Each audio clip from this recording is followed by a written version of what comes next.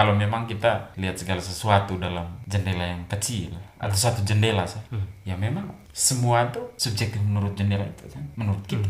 Akhirnya, yang sebenarnya kalau Indonesia itu kan keberagaman dan lain-lain.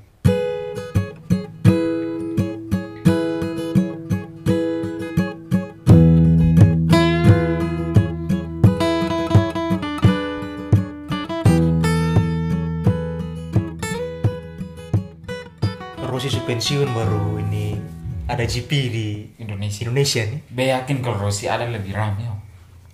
Om Timan Rossi ko stoner dulu. Be Rossi tuh. Meskipun be motor Honda. Memang stoner Ducati tuh, jadi memang stoner. Be kalau pilih Ducati. Motor Ducati ini mana ada yang murah om. Jadi dulu nih, be masih SMA. Be ingin bukan dari Osaka. Jadi Jadi ada rame-rame waktu itu kan Rossi dengan stoner tuh. Juga tanya, Boni di nama Boni, lu ini GP ini lu pegang apa om? Beta ini dua sa. Apa? Rossi dan stoner.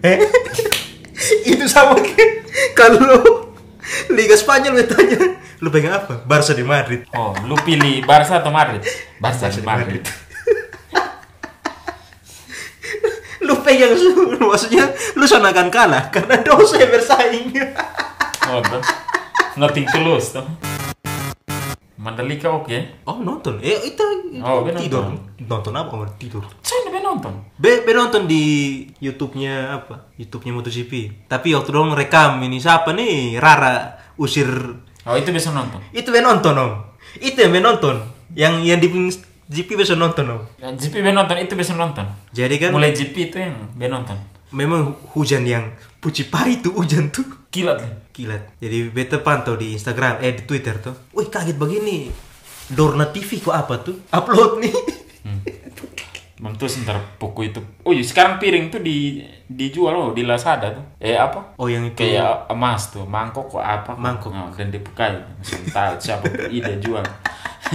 Telur. Tahu soal Indonesia tuh. Apapun yang mendatangkan uang. Jadi Mam tua keluar, Mam tua mulai jalan di itu track, jalan itu track, Pak sampai pegang itu mangkok, sampai itu mau ke cobek kok apa ya itu yang mau ke batu lumpang, lumpang tuh.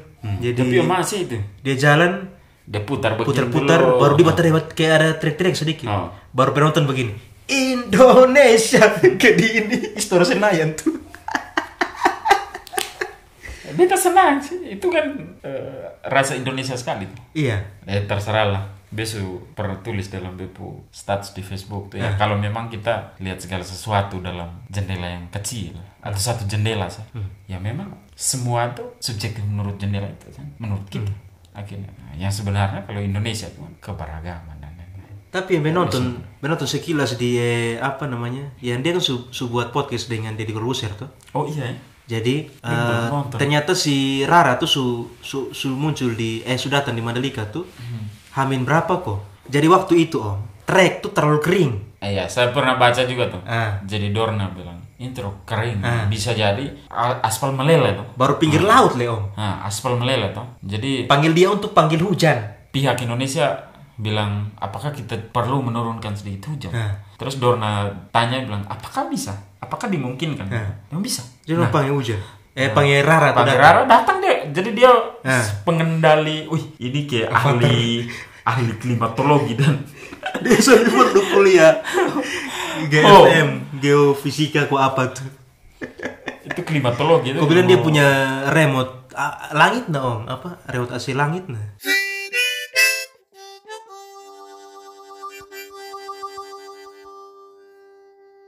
Beta anggap begini om.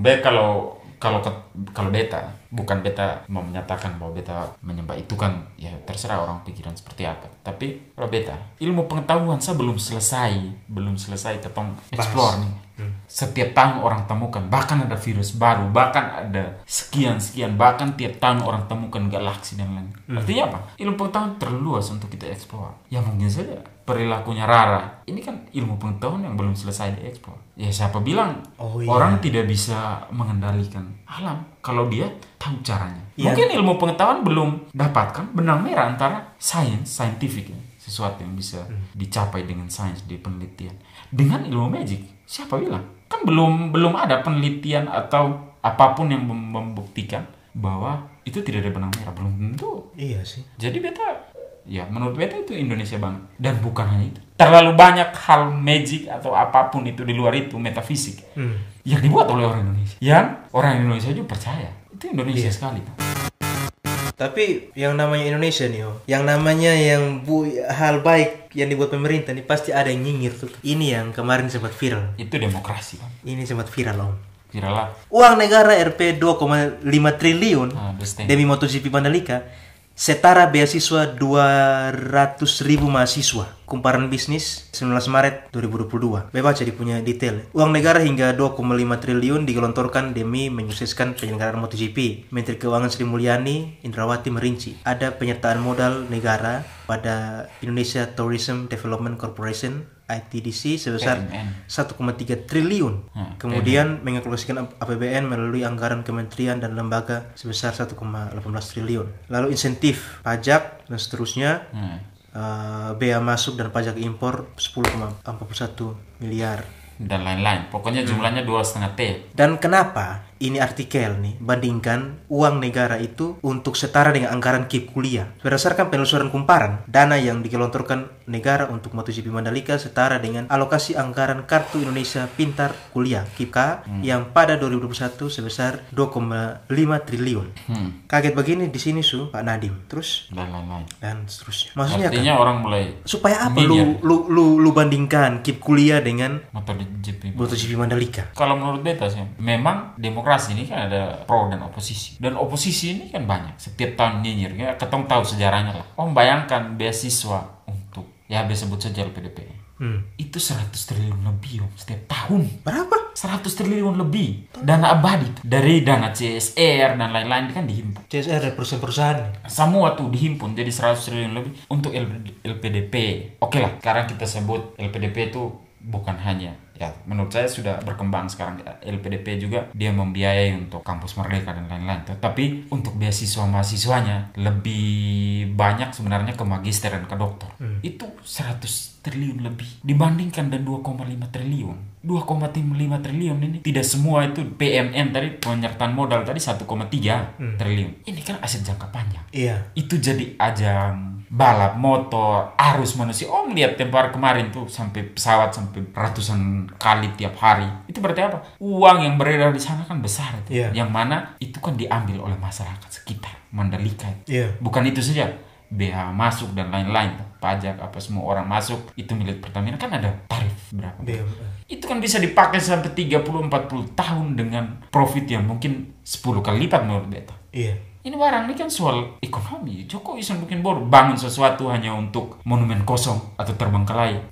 Nah itu kesalahan berpikir menurut saya. Orang tidak bisa membedakan pengembangan ekonomi dimulai dari PMN dan seperti itu. Olahraga ini kan menyedot perhatian tuh. Artinya apa? Banyak uang yang beredar di situ. Masyarakat di situ bisa ambil, bisa dapat. Semua orang, hotel-hotel, pengusaha dan lain-lain. Barang nih kalau kita hanya berpikir sempit soal itu ya, makanya saya di awal saya bilang pro kontra itu kan biasa. Nyinyir kan banyak. Namanya negara demokrasi tuh jadi fungsi kontrol tuh kan. Kadang dari media, dari mana. KIP kuliah orang tetap berjalan kok. Dan saya yakin bukan karena GP Mandalika kemudian KIP kuliah itu tidak jalan. Kecuali KIP kuliah tidak jalan, digantikan PMN ke sana. Nah itu baru itu mulai ribut. Itu baru ribut. Kalau beta sih bisa mau menggadaikan itu. Kok dulu tidak ada GP Mandalika pun KIP kuliah ada jalan. KIP kuliah tetap 2,5 triliun.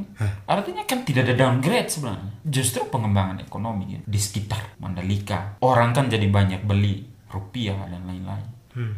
Orang kalau masuk Indonesia pasti beli rupiah. Ya mata uang Indonesia jadi kuat lah kalau semakin banyak yang beli. Dan orang-orang sekitar, masyarakat sekitar. Lihat tuh begitu banyak.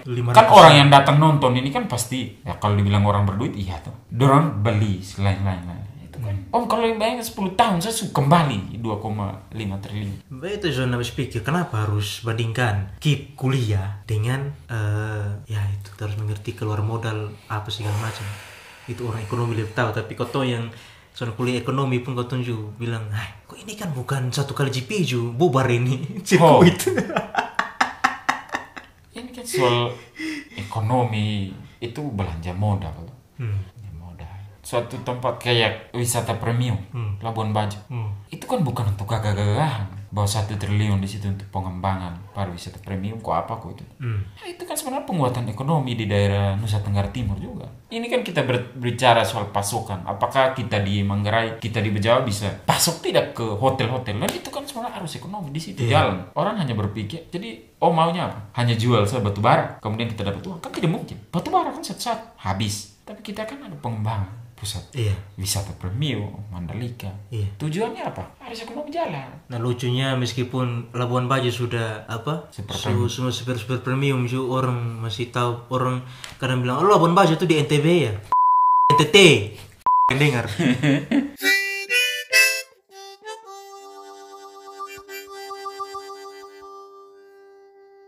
Itu berarti apa? Konsennya Jokowi itu ke ekonomi, bukan soal politik. Kecuali ambil bulat-bulat 2,5 triliun. Keep ini tahun sudah dapat. Kita bangun dulu Mandalika. itu salah. Bahkan Om, yang Rara kemarin tuh kan. Ada yang bilang kalau yang dukung dia berarti dia harus mulai pisahkan. Yang dukung dengan apa nih yang dulu tuh? Yang dulu pemilihan presiden nih kan. Dengan apa namanya? Apa nih yang di lumpur? Jadi kalau dukung dong bilang yang dulu dukung Jokowi kan? Sonde dong kalau dukung Rara bilang itu apa kok? Pokoknya harus itu bareng berapa tahun sudah masih ada Om. Memang kalau lihat nyinyir tuh kayaknya sifat dasar. Jadi menurut saya orang yang sama. Jadi ada kelompok yang betul-betul belum sembuh tuh dari dia punya sakau tuh, berteriak Jokowi harus turun, menteri ini harus turun. Oke lah ya, protes itu jadi satu hal yang penting di negara demokrasi. Tetapi kan ya membangun lah. Ya perlu juga dilihat dari logikanya atau logisnya. Jangan sampai kita berteriak untuk hal yang ya membangun tuh, jangan yang konstruktif. Asbun tuh kan, asal bunyi. Kita sudahlah bicara tentang itu. Nyinyir nih bahasa Inggrisnya apa Om? Penasaran nyinyir. Tahu. Coba kau cari. Nyinyir itu kayak olok tapi kasar gitu ya. Nyinyir adalah mengulang-ulang perintah atau permintaan nyenyeh. Maksudnya? Soalnya. Tapi itu tadi ya, kita kembali ke KIP kuliah dan ini. Kecuali KIP kuliah ini hilang. Cerewet nyinyir. Iya, kecuali karena Mandalika bangun. Berhenti setahun. Orang sudah KIP kuliah. Ini KIP kuliah tetap jalan. Seakan-akan meningkat tiap tahun. Seakan-akan orang bilang, "Wih, berarti di Indana ketemu bisa buat orang kuliah daripada buat ini GP." Oke lah, kita orang Indonesia ini banyak kekurangan dalam hal pendidikan, tetapi bukan berarti ekonomi masyarakat kita tidak boleh tumbuhkan. Kecuali kita betul-betul hilangkan satu tuh, substitusi tuh. Nah ini tidak, jalan terus. LPDP 100 triliun lebih itu om pikir itu negara main gila. Itu hanya zamannya Sri Mulyani jadi Menteri Keuangan. Selain itu no way, tidak ada. Sri Mulyani, orang hebat. Ibu Sri ini kayaknya Ibu Sri hitung-hitung. Pak Jokowi, kalau kita buat modal segini, apa segala macam, berapa tahun kita akan untung? Ya kau tumpah pelele jadi yang di pasar orang tahu hitung bodong harus untung. Sri Mulyani itu luar biasa. Ini kan manfaat jangka panjang. Dan kita nih, Om kalau lihat begitu banyak, semakin tahun semakin banyak orang kuliah di kampus-kampus terkenal yang punya R&D luar biasa. Artinya apa? Ketika mereka pulang, LPDP ini kan wajib pulang dalam kontrak. Ketika dong pulang, dong bisa kerja di mana saja dan bisa menumbuhkan, walaupun itu dengan semangat saja. Jangka panjang 20-30 tahun. Siapa bilang mereka itu orang-orang yang tidak membawa hal yang positif. Orang kuliah di MIT bisa full orang Indonesia, maksudnya sampai 2 digit, 3 digit. Nah itu artinya apa? Orang Indonesia bisa kuliah di sana, serap apa yang sedang dipelajari yang paling terbaru. Dong pulang bisa kembangkan yang lebih bagus. Nah itu Om, ini yang karena Om soal yang kuliah di luar negeri ini kan ketus Om beasiswa LPDP. LPDP ini sering trend di Twitter juga Om. Tentang apa? Tentang ada lulusan-lulusan yang setelah dapat selesai di luar negeri tidak pulang. Contoh Om, yang misalkan kayak ambil nuklir, ambil astronomi segala macam, dosen pulang ke Indonesia. Jadi banyak yang nyinyir sekali lagi di 1-2 saja. Maksudnya ada, tapi ada. Tau Indonesia tuh, lu 1 ke 2 tetap akan rame di Twitter contohnya. Lu dikuliahkan dengan biaya dari CSR, tapi itu kan orang masyarakat uang. Iya, haknya masyarakat. Jadi lu harus pulang dan membangun masyarakat. Makanya disebut awardee itu toh. Iya toh. Awardee itu apa ya maksudnya, kayak penerima penghargaan kayak begitu, kayak maksudnya kayak. Sontak ya.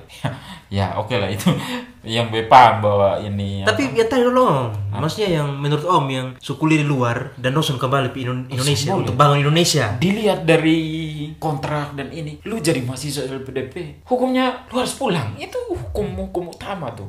Lu harus bangun Indonesia. Yang kayak yang langsung pulang loh, Karman. Yang langsung pulang itu ada konsekuensi, itu dipulangkan uangnya. Oh begitu? Iya. Oh. Atau begini. Tapi begini, ini kan sebenarnya kita menguji orang loyalty ya. Iya.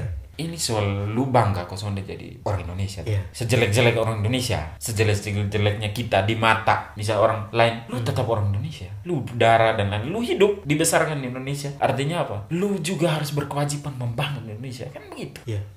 Konsepnya kan harus begitu. Itu menurut saya tuh salah konsepsi mereka tuh. Tapi itu satu dari mungkin 1000. Apanya dunia ini kan tidak sempurna. Sekali lagi tuh Om, namanya Indonesia nih, lu meskipun Om bilang 1 dari 1000, tetap ada yang nyinyir. Nah itu sifat dasar manusia. Nah itu juga bentuk kontrol yang bagus. Iya sebenarnya itu juga. Iya. LPDP belum punya instrumen yang bagus untuk screening orang-orang seperti itu. Yang mungkin kejar ke profitnya. Profit. Atau money oriented. Dia mungkin rasa baik saya pulang ke Indonesia, saya kerja mungkin gajinya 3 atau 4 juta UMR atau maksimal 10 juta. Tapi kalau misalnya saya kerja di luar negeri seperti ini, besar. Itu sudah kesalahan berpikir. Dia tidak sadar dia dikuliahin ini dengan uang orang Indonesia, bukan dikasih kuliah atau dia sampai menjadi awardee sampai kuliah.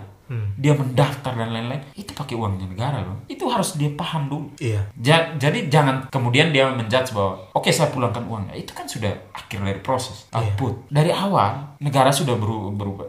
Negara kalau tidak pilih dia, sebenarnya dia itu tidak jalan juga kan gitu. Dia hanya bersyukur dari input awal ketika dia masuk dan lain-lain. Itu proses yang dibikin negara sudah sangat baik untuk dia. Ya mungkin LPDP juga perlu screening orang-orang begitu. Mungkin perlu instrumen yang lebih bagus untuk saring orang-orang yang money oriented atau yang mungkin radikal. Kuliah habis ini pulang bikin bom. Nah itu kan bahaya juga tuh. Itulah.